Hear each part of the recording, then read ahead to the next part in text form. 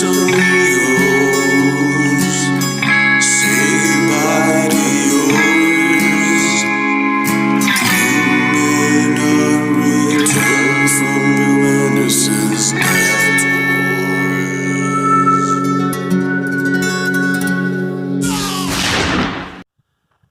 my YouTube channel subscribers, to Big Bill Anderson's death tour. I am at the gravesite of Ed Schieffelin, the man that founded Tombstone, discovered silver here, and made the town what it eventually became. The town sits 3 miles that way, right there. 3 miles out of town. This was where Ed Schieffelin requested to be buried. He died at the age of 49, a multimillionaire. Died in Oregon. He was originally laid to rest there. His brother buried him in Oregon. And when they found the documents of his will, that was found obviously after he was buried, his wish in death was to be buried in Tombstone. And he was to be buried with his favorite shirt, his canteen, his pick, and his shovel. And that's what he requested, and that's what his brother did. Brought him back here to Tombstone and laid him to rest here. His plaque up there is very, very, very faded through the years. But he was only 49 years old. He died of a heart attack. I'm going to tell you all about Ed Schieffelin and his brother Al and their partner. The three of them became multimillionaires, and it was for mining in these mountains here outside of Tombstone. Well, it wasn't Tombstone, like I said, at that time. He named it Tombstone, and he named it Tombstone because people that he associated with back in the late 1870s when he found silver here told him that the only thing you were ever going to find digging around out here, because of all the Indian tribes that were up in the mountains, Cochise and Geronimo out here, he said the only thing you're going to find out here is your tombstone. So when he hit the mother lode, he named the town Tombstone. I'm going to tell you all about it, my friends. Stay tuned. Hope you like my videos on Tombstone. Very historic, part of the West, part of the history. And thank you for watching. Stay tuned. Ed Schieffelin was born in 1847 in Pennsylvania. In 1856, he moved to California with his family to follow his father, who had gone west as part of the California Gold Rush. The family ended up as farmers in Oregon, but Ed soon followed his father's footsteps and in 1864 left home to work as a prospector.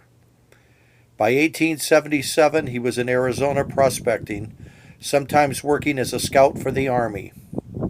He used Fort Huachuca in southern Arizona as his home base.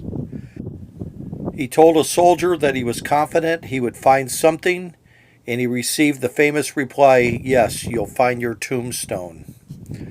Well, he did find something, several outcroppings of rich minerals.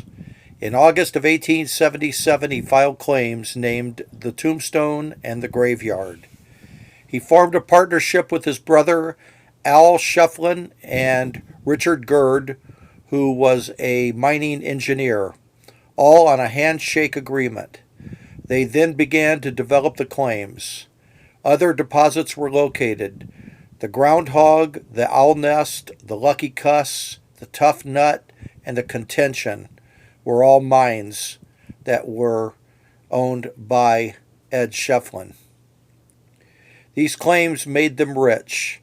From his strike in the desert, with his wealth he headed out and through his travels met Mary Brown in San Francisco and later married her. They then settled in Los Angeles. He later headed out to Oregon to prospect in 1880.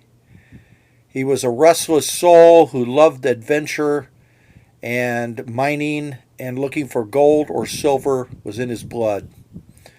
Ed sold his share of claims for $500,000 in Tombstone.